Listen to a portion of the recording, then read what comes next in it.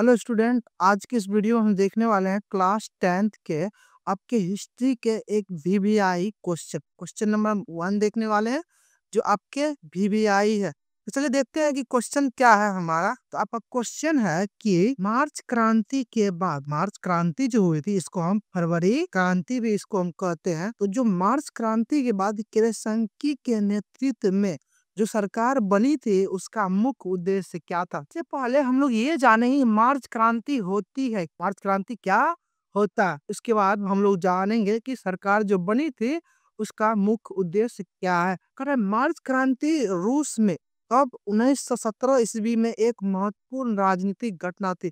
मार्च क्रांति जो हुई थी ये क्या थी, एक राजनीतिक घटना थी और जिसने निकोलस के द्वितीय शासन को क्या कर दिया, जो राजा था उसका द्वितीय मतलब राजा निकोलस जो द्वितीय थे उसके शासन को खत्म कर दिया और देश को लोकतंत्र की ओर ले जाने की क्या की कोशिश की। और इसी क्रांति को क्या कहते हैं, मार्च क्रांति या फरवरी क्रांति कहते हैं। इसे फरवरी क्रांति क्यों कहा जाता है, क्योंकि उस समय के जो कैलेंडर थे हम लोग का जूलियन, रूस में जूलियन कैलेंडर का उपयोग होता था और वो समय फरवरी माह की थी, इसीलिए इसे फरवरी और मार्च दोनों क्रांति कहा जाता है। चलिए हम अपने एक्चुअल क्वेश्चन पे आते हैं कि हमारा क्वेश्चन क्या था कि क्रांति के बाद, सॉरी यहाँ पे मार्च होगा, मार्च क्रांति के बाद केरेंस्की के नेतृत्व में बनी सरकार का उद्देश्य क्या था, उसका मुख्य उद्देश्य क्या था। चलिए जानते हैं उसके उद्देश्य के बारे में।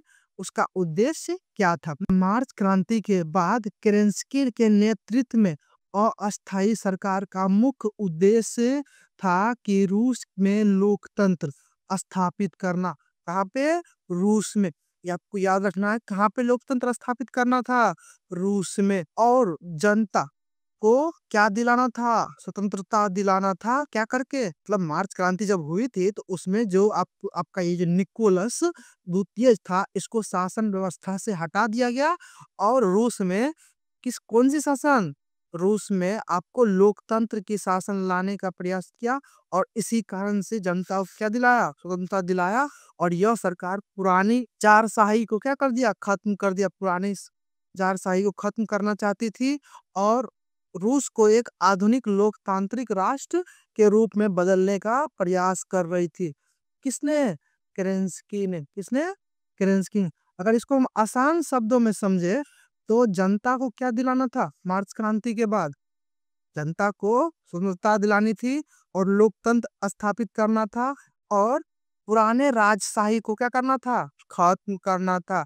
कब, मार्च क्रांति के बाद। आपको याद रखना है कि मार्च क्रांति और कौन सा क्रांति कहा जाता है, फरवरी क्रांति भी कहा जाता है। चलिए एक चित्र के माध्यम से हम समझते हैं। ये जो आप चित्र देख रहे हैं ये जब मार्च क्रांति हुई थी रूस में उसके बाद की पिक्चर है और इसमें जो वहाँ के लीडर थे इसका क्या नाम था, इसका नाम था केरेंस्की। क्या नाम था, केरेंस्की, जो मार्च क्रांति के बाद सभी लोगों को स्वतंत्रता दिलाने की काम कर रही थी। चलिए इसमें समझते हैं इस चित्र में क्या है। ये जो तस्वीर है जो मार्च क्रांति और केरेंस्की की सरकार के उद्देश्य को दर्शाती है।